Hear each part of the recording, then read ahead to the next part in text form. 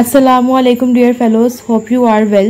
Today our topic is about set theory problem 6.5 which is also the theorem 6.2.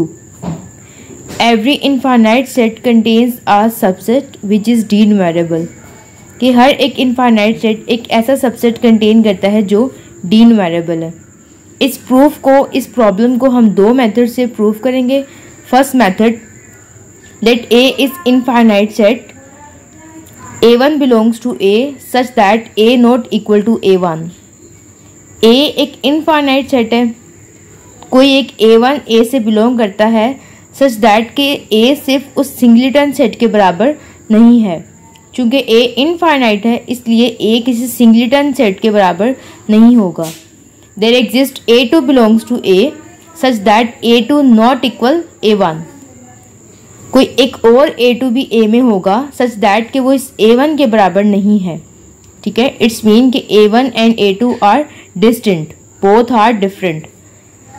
Set A not equal to A1 A2.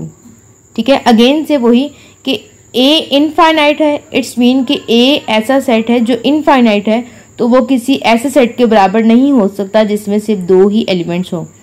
तो it's mean कि कोई और A3 भी exist करता है such that कि वो A3 A1 और A2 के बराबर ना हो.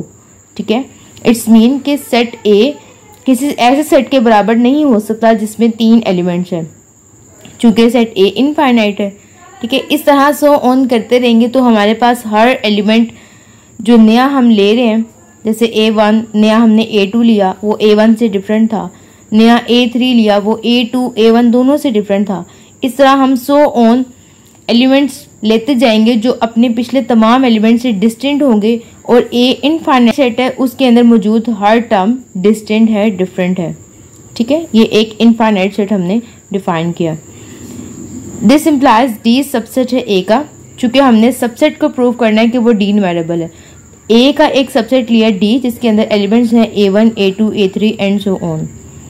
केस 1 है, इफ D इज फाइनाइट, अगर D फाइनाइट हो जाए then D equal A1 A2 so on AN terms, so it is countable.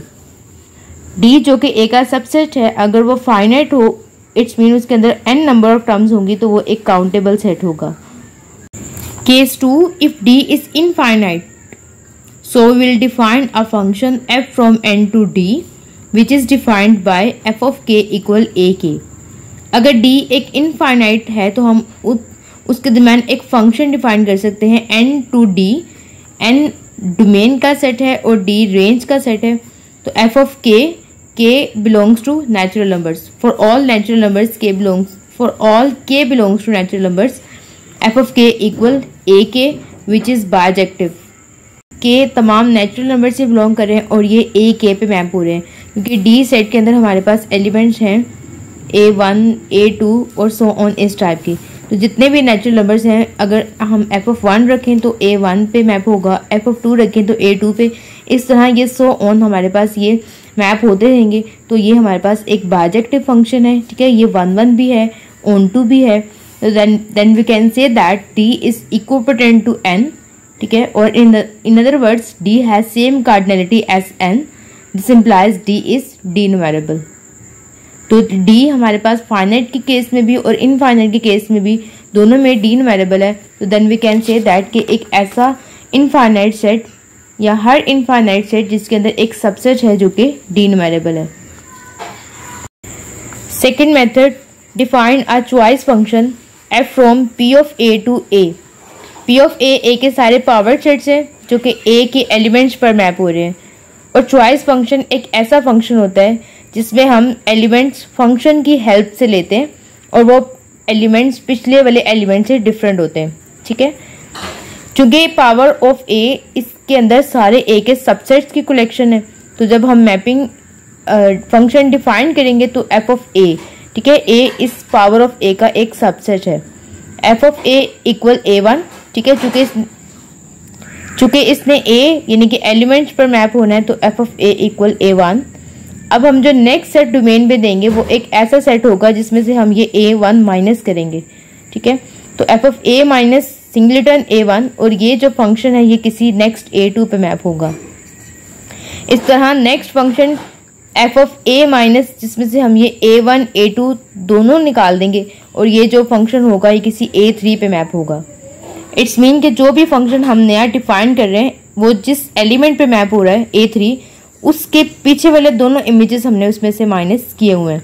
It's mean कि अगर हम इसको n टर्म्स तक डिफाइन, an पे तब मैप होगा जब ये अपने पिछले सारे an-1 इस सेट में से हमने माइनस किए हुए हैं। ठीक है, सिंस a इज इनफाइनाइट, ठीक है, सो a में से एक a इनफाइनाइट सेट है। अगर इनफाइनाइट सेट में से हम number of finite elements minus भी कर दें तो तब भी a नॉट एम्प्टी रहेगा, मतलब a के अंदर उसके अलावा भी एलिमेंट्स रहेंगे। ठीक है, एक इनफाइनाइट सेट में से अगर फाइनाइट सेट माइनस भी कर दिया जाए तो तब भी a नॉट एम्प्टी रहेगा। f को एक चॉइस फंक्शन लिया हुआ है। इट्स मीन कि हर a n की टर्म a i से इक्विपोटेंट नहीं है, डिफरेंट है। ठीक है, 10 an आर डिस्टेंट, सब a n जितनी भी तमाम एलिमेंट्स हैं वो सब डिस्टेंट हैं। देयरफॉर जो d सेट के अंदर एलिमेंट्स हैं A1 A2 सो ऑन, ये सब डिस्टेंट हैं। ठीक है, तो then we can say that कि ये एक डीन्यूमेरेबल सबसेट है a का। जज़ाकल्लाह and thank you for watching this video.